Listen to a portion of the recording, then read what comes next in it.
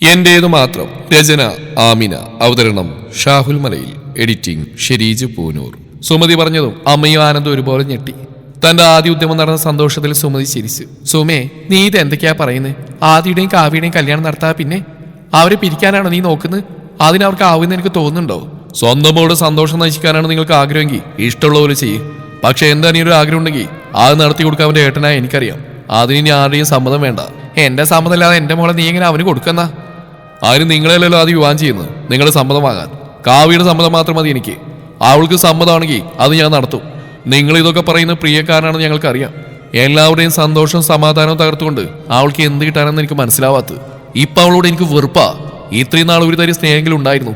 നിങ്ങൾ കാരണം അതും ഇല്ലാതെയായി. ആനന്ദ് ദേഷ്യത്തിൽ പറഞ്ഞുകൊണ്ട് പോയതും സുമതി അത് കേട്ട് പല്ലിയരിച്ചു. മുകളിൽ നിന്ന് അവിടെ സംസാരം കേട്ടുകൊണ്ടിരുന്ന പ്രിയ അത് കേട്ട് ദേഷ്യത്തിൽ സുമതിയെ നോക്കി. റൂമിലേക്ക് പോകുന്ന വഴി സ്റ്റെയറിൽ നിൽക്കുന്ന പ്രിയയെ കണ്ടതും ആനന്ദ് വെറുപ്പോടെ നോക്കിക്കൊണ്ട് അവന്റെ റൂമിലേക്ക് കയറി. ഞാൻ പറഞ്ഞല്ലേ നിന്നോട്, അവൻ സമ്മതിക്കില്ലെന്ന്. ഇനി നീയല്ല, ആര് പറഞ്ഞാലും അവന്റെ മനസ്സ് മാറില്ല സുമേ. അവൻ പറഞ്ഞ് നീ തന്നെ കേട്ടല്ലോ. പ്രിയക്ക് വേണ്ടി കാവ്യയുടെ സന്തോഷം കൂടി നീ നശിപ്പിക്കരുത്. അതെന്റെ ഒരു അപേക്ഷയാ.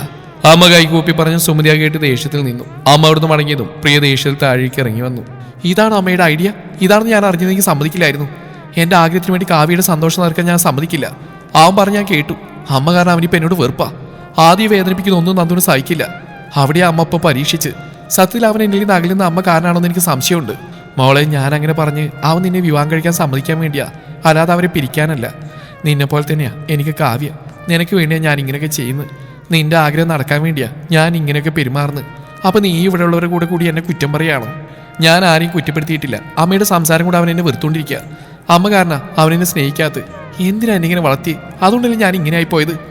അച്ഛൻ്റെ വഴിയെ കാവ്യെ പോലെ ചിന്തിച്ചിരുന്നെങ്കിൽ ഇന്ന് അവൻ എന്നെ സ്നേഹിക്കുമായിരുന്നു. എല്ലാം അമ്മ കാരണ. ആന്റിയും ആര്യ എന്റെ സ്വന്തം കൂടപ്പുറപ്പിനോട് ഇങ്ങനെയൊക്കെ കാണിക്കുന്നത് അമ്മ കാരണമാ. ഓ, അപ്പൊ എല്ലാം എന്റെ മേലെ കെട്ടിവെക്കുകയാണോ നീ? അവനെ സ്നേഹിച്ച് ആഗ്രഹിച്ചത് നീയല്ലേ പ്രിയേ? നിന്റെ ആഗ്രഹം നടക്കാൻ വേണ്ടിയല്ലേ നിന്നോട് വാശിയോടെ നിൽക്കാൻ പറഞ്ഞ്? മോളെ, വാശിയോടെ നിന്നാലേ നമുക്ക് എന്തും സ്വന്താക്കാൻ പറ്റൂ. ഇത്രയും നാളത് കാണിച്ചുകൊണ്ട് എന്താ ഞാൻ നേടിയത്? അവന്റെ വെറുപ്പ് മാത്രം. പ്രിയ കണ്ണു നിറച്ച് പറഞ്ഞതും സുമതി ഒന്നും പറയാനാവാൻ നിന്നു. നീ വിഷമിക്കാണ്ടിരിക്കുക. ഇങ്ങനെ ആവാൻ കാരണം ഞാനാണെന്ന് എനിക്ക് തോന്നുന്നുണ്ടെങ്കിൽ അതിനുള്ള പരിഹാരം ഞാൻ തന്നെ കാണും. നീയും കൂടി എന്നെ പഴിക്കുമെന്ന് ഞാൻ കരുതിയില്ല. എനിക്കൊന്നും വേണ്ട. ദയവീത് ഇനി ഇതുപോലത്തെ ഓരോന്ന് കാണിക്കരുത്. പ്രിയ അത് പറഞ്ഞു പോയതും സുമതി അടുത്ത പ്ലാൻ മനസ്സിൽ കണക്ക് കൂട്ടി. കുറെ അലഞ്ഞടന്ന് മാത്രം മെച്ചം, അല്ലാതെ അവളെ കുറിച്ചൊരു വിവരം കണ്ടുപിടിക്കാനായിട്ടില്ല. ലച്ചുവിനെ തിരക്കി നടന്നിട്ടും കണ്ടെത്താനാവാത്ത ദേഷ്യത്തിൽ ശങ്കർ പറഞ്ഞു. എവിടെ പോയാലും വെറുതെ വിടില്ല ഞാൻ അവളെ. ഇന്നല്ലെങ്കിൽ നാളെ എന്റെ മുന്നിലെത്തും, അല്ലെങ്കിൽ എത്തിക്കും ഞാൻ. ഇവൻ പറഞ്ഞു കേട്ടിട്ടാ ആ പരിസരത്ത് മുഴുവൻ അവളെ പറ്റി തിരക്കിയത്. എന്നിട്ട് ഒരു ഉപയോഗവും ഉണ്ടായില്ല. സന്ദീപിനെ നോക്കി കാർത്തിക് പറഞ്ഞു. ഞാൻ പറഞ്ഞ സത്യ, ഞാൻ എന്റെ കണ്ണുകൊണ്ടതാ അവൾ ആ വീട്ടിൽ നിൽക്കുന്നത്. കൂടെ വേറെ 3 പെൺകുട്ടികൾ കൂടി ഉണ്ടായിരുന്നു. അത് മിക്കവാറും നിന്റെ അമ്മയെന്ന് ഉപദ്രവിച്ചവരാവും. എന്നാ പിന്നെ അപ്പൊ തന്നെ നിനക്ക് അവളെ പിടിച്ചു വലിച്ചുകൊണ്ട് വന്നുകൂടായിരുന്നോ? ആരെ കാക്കുന്ന നല്ലൊരു അവസരം നീയായിട്ട് നശിപ്പിച്ചു. ആ, നിനക്കങ്ങനെ പറയാം. വീട്ടിൽ കയറി പെണ്ണിനെ കയറി പിടിച്ചെന്ന് പറഞ്ഞ നാട്ടുകാരവിടെ ഉള്ളവരും കൂടി എന്നെ പിടിച്ച് പോലീസിലേൽപ്പിക്കും. നിനക്ക് എന്തെങ്കിലും വന്ന പുഷ്പം പോലെ ഇറക്കാതെ ഈ ഇരിക്കുന്ന ആളുണ്ടാവും. ഞാനേ ഒറ്റത്തടിയാ, ആരും ഇല്ലാത്തവൻ. എന്റെ ജീവിതം പിന്നെ അവസാനം വരെ അതിനകത്തായിരിക്കും. ഞങ്ങളുടെ കൂടെ നിൽക്കുമ്പോൾ നിനക്ക് എന്ത് പ്രശ്നം ഉണ്ടായാലും അത് ഞാൻ നോക്കിക്കോളാം. കൂടെ നിൽക്കുന്നവരെ ചതിക്കുന്ന സ്വഭാവം ഞങ്ങൾക്കില്ല. ശങ്കർ സന്ദീപ് പറഞ്ഞു കേട്ട് ചിരിച്ചു. അവൻ പറഞ്ഞു. ആ, അതെനിക്ക് നല്ലോണം അറിയാം. അങ്കിൾ വെറുതെ ഡയലോഗ് അടിച്ച് ബുദ്ധിമുട്ടണ്ട. അവൻ പറഞ്ഞ് ശങ്കറും കാർത്തിക അവനെ ദേഷ്യപ്പെട്ട് നോക്കി. നോക്കണ്ട, ഞാൻ പറഞ്ഞ കള്ളൊന്നുമില്ലല്ലോ. എന്നിരുന്ന് നിങ്ങളെ ഞാൻ ഒറ്റുകൊടുക്കില്ല. കൊടുത്താ പിന്നെ നീ ജീവനോടെ ഉണ്ടാവില്ല. എനിക്കറിയാം. എടാ, നീ ഒന്നും ആലോചിക്കണ്ട. അവളെ ഇവിടെ ഉണ്ട്, നമുക്ക് കണ്ടുപിടിക്കാം. എന്തായാലും ആ വീട്ടിൽ അവൾ ഉണ്ടായിരുന്നു എന്ന് നേരാ. ഞാനവിടെ കുറച്ചുപേരോട് അന്വേഷിച്ചിരുന്നു. ആ വീട്ടിലുള്ളവന്റെ കൂടെയാ അവിടെ പോക്ക് വരവെന്ന് അറിഞ്ഞ്. അവിടെ മൊത്തത്തിൽ 5 പേരാ. 3 മക്കളും പിന്നെ അവരുടെ തന്തയും തള്ളയും. ബാക്കി 2 ഏതൊരു ബന്ധുവിന്റെ മക്കളാ. ആരോടെ കുറച്ചാറായിട്ടുണ്ടെന്നാ കേട്ടത്. പക്ഷേ ലച്ചുവിനെ കുറിച്ച് അവർക്ക് കൂടുതലൊന്നും അറിയില്ല. ഇടയ്ക്കൊക്കെ പരിചയമില്ലാത്തൊരു പെൺകുട്ടിയെ വിളി കാണാറുണ്ടെന്നാ പറഞ്ഞ്. കാർത്തിക്, ആ പയ്യനെ പിടിച്ചു കുടഞ്ഞ അവളെവിടെയാണെന്ന് അറിയാൻ പറ്റിയേക്കും. നമുക്ക് ആ വഴിക്കുന്നതുകൊണ്ട് ആലോചിച്ചുകൂടാ. ശങ്കർ പറഞ്ഞു. കാർത്തിക് അതിനെപ്പറ്റി ആലോചിച്ചു. അത് ശരിയാ, 6 മണിക്ക് ഞാൻ കുടുക്കി തരാം നിന്റെ വലയിൽ. പക്ഷെ പെട്ടെന്നൊരു അറ്റാക്ക് നടക്കില്ല. അങ്ങനെ ചെയ്താ അത് കറങ്ങി തിരിഞ്ഞ് നമ്മളിലെത്തും. ഒരു കിഡ്നാപ്പിംഗ് നടക്കില്ല. പകരം ആർക്കൊരു സംശയം ഉണ്ടാവാതെ അവനെ നമുക്ക് പൊക്കാം. അതിനൊരു വഴി എന്റെ കയ്യിലുണ്ട്. സന്ദീപ് പറഞ്ഞതും കാർത്തികും ശങ്കറാത് എന്തെന്ന ഭാവത്തിൽ സന്ദീപിനെ നോക്കി. അവനവന്റെ പ്ലാൻ പറഞ്ഞു. രണ്ടുപേരുടെയും മുഖം സന്തോഷം കൊണ്ട് വിരിഞ്ഞു. നിന്നെ ഞാൻ സമ്മതിച്ചു. കാർത്തിക് അവനെ ചേർത്ത് പിടിച്ച് പറഞ്ഞതും സന്ദീപ് അത് കേട്ട് ചിരിച്ചു. എന്നാ പിന്നെ അങ്ങനെ ആവട്ടെ, ഒരുപാട് വൈകിക്കണ്ട. ഈ അടുത്ത ഏതെങ്കിലും ദിവസം തന്നെ കാര്യം നടക്കണം. ആള് ഏർപ്പാടാക്കണമെങ്കിൽ അതും ചെയ്യാം. അതിന്റെ ആവശ്യമില്ല. കാരണം ഇതെന്റെ വാശിയാ. അവൾ ഒറ്റയ്ക്ക് കൈ കിട്ടണമെന്ന്. അതിനുവേണ്ടിയുള്ള ബുദ്ധിമുട്ടൊക്കെ എനിക്ക് പുല്ല. എല്ലാം ഞാൻ തന്നെ നോക്കിക്കോളാം. കാർത്തിക് പറഞ്ഞു. ശങ്കർ അത് കേട്ട് മൂളി. എന്നവര് നീ വിട്ടോ, സമയം എപ്പോഴാന്ന് വെച്ചാൽ ഞാൻ അറിയിക്കാം. കാർത്തിക് പറഞ്ഞു. സന്ദീപന്റെ വണ്ടി എടുത്ത് പോയി. ശങ്കറും കാർത്തികും വീട്ടിലേക്ക് മടങ്ങി. രാത്രി കാർത്തികിന്റെ ഫോണിലേക്ക് സന്ദീപിന്റെ കോൾ വന്ന സൗണ്ട് കേട്ടതും രാധികയായിരുന്നു. അത് കണ്ടതും അവരടുത്തേക്ക് വന്ന് നോക്കി. സന്ദീപിന്റെ പേര് കണ്ടതും അവർ ദേഷ്യത്തിൽ ഫോണിലേക്ക് നോക്കി. നിങ്ങളെന്താണ് എന്റെ ഫോണിൽ നോക്കിക്കൊണ്ട് നിൽക്കുന്നത്? പലവട്ടം പറഞ്ഞിട്ടുണ്ട് പഴയ സ്നേഹം കാണിച്ച് എന്റെ സാധനങ്ങൾ തൊടാൻ എന്റെ പരിസരത്തോ വരുതെന്ന്. അറിയാലോ എന്നെ, ഏതെങ്കിലും മൂലക്ക് പോയി ഇരുന്നോണം. കാർത്തിക് ദേഷ്യത്തോടെ പറഞ്ഞ് ഫോൺ എടുത്ത് പുറത്തേക്ക് ഇറങ്ങിയതും രാധിക അവനെ നോക്കി കണ്ണു നിറച്ചു. എങ്ങനെ എന്നോട് മിണ്ടിയിരുന്നവനാ, ഒരുപാട് മാറിപ്പോയി. സാരി തലപ്പ് കൊണ്ട് കണ്ണുടച്ചുകൊണ്ട് പഴയ കാർത്തികിനെ അവർ ഓർത്തു. എവിടെ നോക്കിയാലും അവന്റെ കൺമുമ്പിൽ ചുറ്റിപ്പറ്റി നടന്നോളൂ. ഇങ്ങനെ ഇഷ്ടമില്ല എന്തിനാ അധികം പറ്റാവുന്നു നാശം. കാർത്തിക് പറഞ്ഞതിന് ബാക്കിയെന്നാണോ ഗൗരി രാധികയെ നോക്കി പറഞ്ഞു. ഗൗരി, ഇത് എന്റെ വീടാ. ഇവിടെ അധികപ്പറ്റ ആരും നന്നായിട്ട് എല്ലാവർക്കും അറിയാം. ഞങ്ങളുടെ ഗതികേട് കൊണ്ട് നീയൊക്കെ ഇവിടെ താമസിക്കുന്ന ഇതിനൊക്കെ കരയുന്ന ഒരു ദിവസം ഉണ്ടാവും. ഓ, ഇപ്പോഴും അഹങ്കാരത്തിന് കുറവില്ല. സ്വന്തം എന്ന് പറഞ്ഞിരിക്കുന്ന ചിലതൊക്കെ ഉണ്ടല്ലോ. അഹങ്കാരം കാണിക്കുമ്പോൾ സത്യപ്പോഴും ഓർമ്മയുണ്ടാവണം. ശാപം കിട്ടിയ ജന്മ നിങ്ങളുടേത് എന്നിട്ട് പറയുന്നത് കേട്ടില്ലേ? ഞങ്ങൾ മിണ്ടാണ്ടിരിക്കുന്നോണ്ടാ ആരും സത്യം അറിയാഞ്ഞ്. അത് മറക്കണ്ട. ഞങ്ങൾ പറയുന്നത് കേട്ടില്ലെങ്കിലേ ഈ നാട് മൊത്തം അറിയും, അറിയാത്ത പലതും. ഗൗരി പുച്ഛത്തോടെ പറഞ്ഞു. ഗൗരിയുടെ സംസാരത്തിൽ രാധികയുടെ കണ്ണ് നിറഞ്ഞൊഴുകി. അവർ കണ്ണ് തുടച്ച് കരഞ്ഞുകൊണ്ട് അകത്തേക്ക് പോയി. കരഞ്ഞുകൊണ്ട് വരുന്ന ഭാര്യയെ കണ്ട് ഗിരി അവരുടെ അടുത്തേക്ക് വന്നു. വീണ്ടും നിന്നെ വേദനിപ്പിക്കാൻ ഓരോന്ന് പറഞ്ഞുവല്ലേ? സാരല്ല ഏട്ടാ, പറയുന്നെല്ലാം സത്യമാണല്ലോ, അതുകൊണ്ട് വിഷമമൊന്നുമില്ല. ശാപം കിട്ടിയ ജന്മം തന്നെ എന്റേത്. രാധിക കരഞ്ഞുകൊണ്ട് പറഞ്ഞു. നിന്റെ ജന്മം ശാപം കിട്ടിയതായിരുന്നെങ്കിൽ നമ്മളെ സ്നേഹിക്കുന്ന ഒരു പൊന്നുമോളെ ദൈവം നമുക്ക് തരില്ലായിരുന്നു. അത് നമ്മുടെ ഭാഗ്യമാ. ശാപുള്ള ഇവിടെയുള്ള ബാക്കിയെണ്ണത്തിനാ നീ കരയാണ്ടിരിക്കുക. ഇതിനൊക്കെ ദൈവം കൊടുക്കും ശിക്ഷ. ഈ ക്രൂരതയൊന്നും മുകളിലിരിക്കുന്നവൻ കാണാതിരിക്കില്ല. അവരെ സമാധാനിപ്പിച്ചുകൊണ്ട് ഗിരി പറഞ്ഞു. അല്ല, ഏട്ടനിത് എവിടേക്കാ? പുറത്തേക്ക് ഇറങ്ങാൻ പോയ ഗിരിയെ നോക്കി ചോദിച്ചു. ഉള്ളിൽ തന്നെ ഇരുന്ന് വല്ലാത്തൊരു അസ്വസ്ഥത, ഞാൻ അല്പം നടന്നിട്ട് വരാം. രാധികയോട് പറഞ്ഞ് ഗിരി നടക്കാനിറങ്ങിയതും അവരും പുറത്ത് ഗിരിയുടെ കൂടെ ഇറങ്ങി വന്നു. സൈഡിൽ നിന്ന് ഫോണിൽ സംസാരിക്കുന്ന കാർത്തികിനെ കണ്ടതും അവർ പരസ്പരം നോക്കി നിശ്വസിച്ചു. ഗിരി പോയതും രാധിക തിരിച്ച് ഉള്ളിലേക്ക് കയറി. എല്ലാം പറഞ്ഞ പോലെ നടക്കണം. 2 ദിവസത്തിനകം അവളുടെ രക്ഷകനെ പൊക്കണം. അവന്റെ സംസാരം കേട്ട് രാധിക അവിടെ നിന്നു.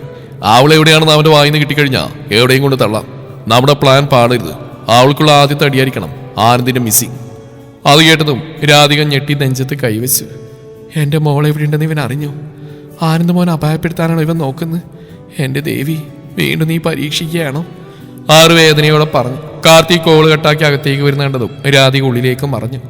ഞങ്ങളീ എന്റെ മോളെ ദ്രോഹിച്ചും പോരാ, ഇനി ആനന്ദിനെ കൂടി ദ്രോഹിക്കാൻ ഞാൻ സമ്മതിക്കില്ല. അമ്മയത് തീരുമാനിച്ച് ഉറപ്പിച്ചു. അടുത്ത മാസം തന്നെ കാവ്യയുടെ വിവാഹം നടത്തണമെന്നാ ജോത്സ്യം പറഞ്ഞു. അപ്പം നടന്നില്ലെങ്കിൽ ഇനി അടുത്തൊന്നും അങ്ങനെ ഒരു മുഹൂർത്തമില്ലെന്നും പറഞ്ഞു. രാത്രി എല്ലാവരും ഭക്ഷണം കഴിക്കാനിരിക്കുകയായിരുന്നു. ആദ്യം ഉണ്ടായിരുന്ന അവർക്കൊപ്പം കഴിച്ചുകൊണ്ടിരിക്കുമ്പോഴാണ് സുമതി തന്റെ അടുത്ത അടിയെ പുറത്തെടുത്ത്. അത് കേട്ടത് എല്ലാവരുടെയും ശ്രദ്ധ സുമതിയുടെ നേർക്കായി. കാവ്യ ആദ്യം നോക്കിയതും അവൻ അവൾ നോക്കി സമാധാനപ്പെടാൻ ആംഗ്യം കാണിച്ചു. ആ, അങ്ങനെ ജോത്സ്യം പറഞ്ഞുവെങ്കിൽ നമുക്കിവിടെ വിവാഹം ഉടനെ തന്നെ നല്ലൊരു മുഹൂർത്തം കണ്ട് നടത്താം. ഞങ്ങൾക്കും സമ്മത. നിങ്ങളെല്ലാവരും കൂടി ആലോചിച്ച് തീരുമാനം പറയുക. തീരുമാനിക്കാം, പക്ഷെ അതിനു മുമ്പ് മറ്റൊരു കാര്യം കൂടിയുണ്ട്. ഇനി എന്താ പ്രത്യേകിച്ച്? എനിക്ക് മക്കൾ 2, അതും നിമിഷങ്ങളുടെ വ്യത്യാസത്തിൽ ജനിച്ചവർ. അതുകൊണ്ട് പ്രിയയുടെ വിവാഹം കൂടി ഉറപ്പിച്ചാലേ കാവ്യയുടെ നടത്തുള്ളൂ. അതെന്റെ ആഗ്രഹം. ഒരേ പന്തിൽ എൻ്റെ മക്കൾ 2 വിവാഹിതരാവണമെന്ന്. എന്നാ പിന്നെ പ്രിയ മോൾക്ക് പറ്റിയൊരു പയ്യനെ കണ്ടെത്താം. സമയമുണ്ടല്ലോ, നമുക്ക് അന്വേഷിക്കാം. അച്ഛൻ പറഞ്ഞതും പ്രിയ ഞെട്ടിക്കൊണ്ട് സുമതിയെ നോക്കി. ഞാൻ പറഞ്ഞ പുറത്തുനിന്നൊരു പയ്യനെ പിടിച്ച് ഏൽപ്പിക്കാനല്ല, ഇവിടെ തന്നെ ഉണ്ടല്ലോ ഒരാള്. നന്ദുവിനെ കൊണ്ട് പ്രിയയെ വിവാഹം ചെയ്യിപ്പിക്കാനാ എനിക്ക് താല്പര്യം. സുമതി പറഞ്ഞു കേട്ട് ആനന്ദ് അച്ഛനെ നോക്കി. എന്നാ പിന്നെ അത് അവനോട് ചോദിക്ക്. അവന് സമ്മതാണെങ്കിൽ നടത്താം, ഇല്ലെങ്കിൽ മറ്റൊരു പയ്യനെ നോക്കാം. ഇവൻ സമ്മതിക്കില്ല എന്നറിയാലോ, പിന്നെ എന്തിനാ അവനോട് ചോദിക്കാൻ പറയുന്നത്? നിങ്ങൾ രണ്ടും കൂടി തീരുമാനിക്ക്. അച്ഛനമ്മമാര് പറയുന്ന മക്കളെ കേൾക്കേണ്ട. എന്തായാലും എന്റെ മോളൊരു പയ്യനെ കൊടുക്കുന്നുണ്ടെങ്കിൽ അത് ഇവനായിരിക്കും. അതുവരെ കാവ്യയുടെ വിവാഹം വൈകിയ പിന്നെ ബുദ്ധിമുട്ടാ നടക്കാൻ. അതെന്താ നീ പറഞ്ഞാൽ നിന്റെ മകളനുസരിക്കില്ലേ? ഇവനെ കൊണ്ട് സമ്മതിപ്പിക്കുന്നതിന് പകരം ഇവളോട് വേണ്ട നോക്കാൻ പറ. അപ്പൊ പ്രശ്നം തീർന്നല്ലോ. അച്ഛൻ അവരോട് ചോദിച്ചതും അവരെന്ത് പറയണമെന്നറിയാതെ എല്ലാവരെയും നോക്കി. അത് പിന്നെ എന്റെ ആഗ്രഹം ഇതാ, ഞാൻ ഇതെല്ലാം മറ്റൊന്നും സമ്മതിക്കില്ല. ഞാൻ ഇവനെ കുറിച്ച് നല്ല പറഞ്ഞിട്ടാ പ്രിയവനെ സ്നേഹിച്ച്, അല്ലാതെ അവൾ കേൾക്കാനിട്ടല്ല. എന്റെ ആഗ്രഹം ഇതാ. സുമതി പറഞ്ഞതും അച്ഛൻ വിശ്വസിച്ചുകൊണ്ട് കാവ്യ ആദ്യം നോക്കിയിട്ട് സുമതിയോട് പറഞ്ഞു. ഇവരെ ഒന്നിക്കണം ദൈവം വിചാരിച്ച അത് എന്തു വന്നാലും നടക്കും. അതിന് വിധിയില്ലെങ്കിൽ അത് നടക്കില്ല. അതിലാരെയും പഴിക്കാനും ആവില്ല. അച്ഛൻ പറഞ്ഞു. കാവ്യ കണ്ണു നിറച്ച് ആദ്യം നോക്കി. അവന് ഏതാണ്ട് വിഷമത്തിലിരിക്കുകയാണ്. ഇപ്പൊ പരസ്പരം ഇഷ്ടമുള്ളവരുടെ വിവാഹം നടത്താൻ നോക്കേണ്ടത്. ഇവരുടെ വിവാഹത്തിന് ഇങ്ങനെ പ്രശ്നമുണ്ടെന്ന് അറിഞ്ഞിട്ടും പ്രിയെ കൂടി വിവാഹം ചെയ്തേക്കണം എന്നുള്ള നിന്റെ വാശിയായിട്ട് ഞാൻ കണക്കാക്കൂ. അതുകൊണ്ട് നശിക്കുന്നത് നിന്റെ 2 മക്കളുടെയും സന്തോഷ. ആലോചിച്ച് തീരുമാനിക്ക്. അച്ഛൻ കഴിച്ചു കഴിഞ്ഞെഴുന്നേറ്റോട് പറഞ്ഞു. ആനന്ദ് എഴുന്നേറ്റു. അത് കണ്ട് സുമതി ദേഷ്യം കൊണ്ട് അവരെ നോക്കി പല്ലി അടിച്ചു പിടിച്ച് ദേഷ്യം നിയന്ത്രിച്ചു. എല്ലാവരും കഴിച്ചു പോയതും അച്ഛൻ എല്ലാം കേട്ട് വിഷമിച്ചിരിക്കുന്ന അമ്മയുടെ അടുത്തായി വന്നിരുന്നു. ഇവിടെ എന്തൊക്കെയാ ഏട്ടായി നടക്കുന്നത്? ഈ സുമതി എന്ത് ഭാവിച്ചാ? അമ്മ വിഷമത്തോടെ പറഞ്ഞു. സുമതിയുടെ ഉദ്ദേശം നന്ദുവാ, അതിനുവേണ്ടി അവൾ ഇങ്ങനെയൊക്കെ കാണിക്കുന്നത്. നീ ഇതൊന്നും കണ്ട് വിഷമിക്കണ്ട. ആദ്യം കാവ്യം സ്നേഹിക്കുന്നുണ്ടെങ്കിൽ അവരെ നമ്മൾ ഒന്നിപ്പിക്കും. ഒപ്പം ലച്ചുമോളെയും നന്ദുവിനെയും നീ വിഷമിക്കാതിരിക്കുക, എല്ലാം നടക്കും. അച്ഛൻ സമാധാനിപ്പിച്ചുകൊണ്ട് പറഞ്ഞു.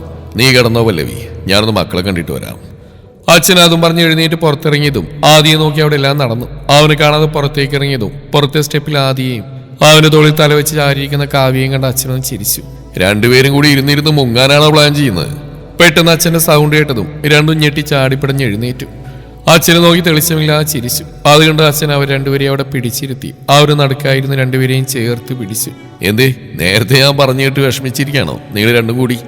അവര് നോക്കി ചോദിച്ചവും രണ്ടുപേരും പരസ്പരം നോക്കി. അതൊക്കെ എൻ്റെ ഒരു നമ്പരല്ലേ, നിന്റെ അമ്മയുടെ വാടക്കാൻ ആ ഒരു വഴിയേ കണ്ടുള്ളൂ. അതുകൊണ്ട് അച്ഛൻ അങ്ങനെ പറഞ്ഞു എന്ന് കരുതി മക്കൾ പേടിക്കണ്ട, നിങ്ങളാരും പിരിക്കില്ല. ഇത് അച്ഛൻ തരുന്ന വാക്കാ. അച്ഛൻ പറഞ്ഞു കേട്ട് രണ്ടുപേരും അച്ഛനെ കെട്ടിപ്പിടിച്ച് കവിളിൽ അമർത്തി ഉമ്മ വെച്ചു. താങ്ക്സ് അച്ഛാ, കാവ്യ പറഞ്ഞു. അച്ഛൻ അവിടെ കവിളിൽ തട്ടിക്കൊണ്ട് ചിരിച്ചു. ഇപ്പൊ സമാധാനമായില്ലേ? ഇനി ഒന്നും ആലോചിക്കാണ്ട് രണ്ടുപേരും പോയി കിടക്കാൻ നോക്ക്, ബാക്കിയൊക്കെ അച്ഛൻ നോക്കിക്കോളാം. അത് കേട്ടതും രണ്ടുപേരും അവിടെ മുറിയിലേക്ക് പോയി. അച്ഛൻ ആനന്ദിനോട് സംസാരിക്കാൻ വേണ്ടി അവന്റെ റൂമിലേക്ക് ചെന്നു. ആരോടോ ബെഡിൽ കിടന്ന് ചിരിച്ചുകൊണ്ട് സംസാരിക്കുന്ന മകനെ കണ്ട് അച്ഛൻ അല്പനേരം അവിടെ തന്നെ നിന്നു. ഫോണിൽ ലച്ചുവാണെന്ന് മനസ്സിലായതും അച്ഛൻ ചിരിച്ചുകൊണ്ട് താഴേക്ക് പടികൾ ഇറങ്ങി. ഇനി എന്താ ഏട്ടന്റെ പ്ലാന്? അതൊക്കെ സമയമാകുമ്പോൾ അറിയിക്കാം. തൽക്കാലം ഇപ്പോൾ പ്ലാനൊന്നുമില്ല. ആദ്യം ആദിയുടെ കല്യാണം കഴിയട്ടെ, എന്നിട്ട് നമുക്ക് ആർത്തിനെ പൂട്ടാം. അല്ലെങ്കിൽ ചിലപ്പോൾ എന്തെങ്കിലും പ്രശ്നം ഉണ്ടായാലോ? ഏട്ടൻ കൂടി മനസ്സ് വെച്ചാൽ രണ്ട് വിവാഹം ഒരു പന്തിൽ നടക്കും.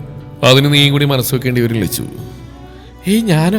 ആവശ്യമില്ലാവുന്ന സ്വപ്നം കാണിത്തേട്ടാ, പിന്നീട് അത് ഒരുപാട് വേദന സമ്മാനിക്കും. ഞാൻ കിടക്കുക, ചേച്ചി കുറേ നേരം എന്നെ വിളിക്കുന്നു. ലച്ചു അത് പറഞ്ഞ് ഫോൺ വെച്ചതും ആനന്ദ് അവളെ കുറിച്ച് ഓർത്തി ചിരിച്ചു. ആദിയുടെയും കാവ്യയുടെയും വിവാഹം ഉടനെ ഉണ്ടാകുന്ന പേരും പറഞ്ഞാണ് ആനന്ദ് ലച്ചുവിനെ വിളിച്ച്. അതിലവസാനം കാർത്തികും കടന്നു വന്നു. ലച്ചുവിന്റെ മനസ്സ് മാറാത്ത എന്തെന്ന് ആലോചിച്ച് കിടക്കുകയാണ് ആനന്ദ്. എങ്കിലും അവന്റെ ഉള്ളിലെല്ലാം ശരിയാവുമെന്ന പ്രതീക്ഷ ബാക്കിയായിരുന്നു. എന്താ വലിയ ആലോചനയിലാണല്ലോ? ഇഷ്ടമല്ലാന്നൊക്കെ പറഞ്ഞ് പാതിരാത്രി ഫോൺ വിളിയും തുടങ്ങിയോ? എന്നോട് പറയാതെ രണ്ടും കൂടി എന്തേലും. ചേച്ചി വെറുതെ ഓരോന്നും പറയരുത് കേട്ടോ.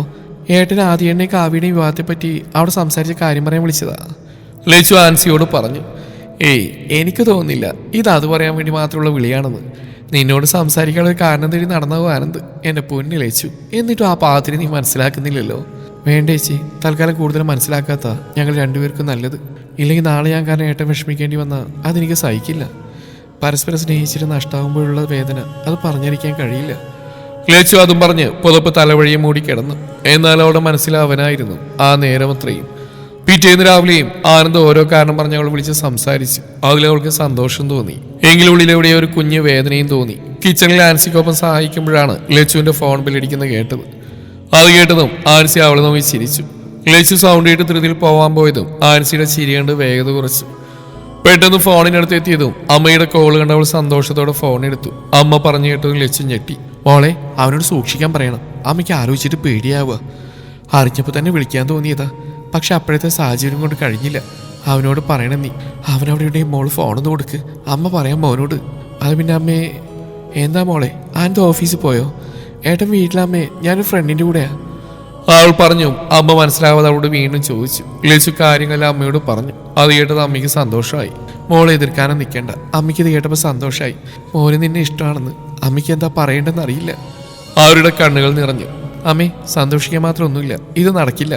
എന്തുകൊണ്ട് നടക്കില്ല എന്ന് ലച്ചു എല്ലാം നിനക്ക് അറിയാവുന്നല്ലേ? അച്ഛനും സന്തോഷമാവും മോളെ. മോളെ ഞാൻ പറയുന്നത് കേൾക്ക്. വേണ്ട അമ്മ, എനിക്കൊന്നും വേണ്ട. അമ്മ പറഞ്ഞാൽ ഞാൻ ഏട്ടനെ വിളിച്ച് പറയട്ടെ. നമ്മളെ സഹായിക്കുന്നതിൽ കൂടുതലൊന്നും അവരിൽ നിന്ന് ആഗ്രഹിക്കാൻ പാടില്ല. ഞാൻ കാരണം ഏട്ടനൊന്നും പറ്റാൻ പാടില്ല. എന്നെ സംരക്ഷിച്ച കാരണല്ലേ ഇപ്പം ഏട്ടൻ്റെ പിറകെ അവർ നടക്കുന്നത്. ഞാനൊന്ന് വിളിക്കട്ടെ അമ്മേ? ലച്ചു പറഞ്ഞതും അമ്മ മനസ്സോടെ ഒന്ന് മൂളി. ഫോൺ വെച്ച് ലച്ചു ആനന്ദിന് കോൾ ചെയ്തെങ്കിലും അവൻ ഫോൺ എടുക്കുന്നുണ്ടായിരുന്നില്ല. അത് കണ്ടതും അവൾക്ക് പേടിയാവാൻ തുടങ്ങി. തുടരും ഈ കഥയുടെ ബാക്കി ഭാഗം നാളെ ഇതേ സമയം.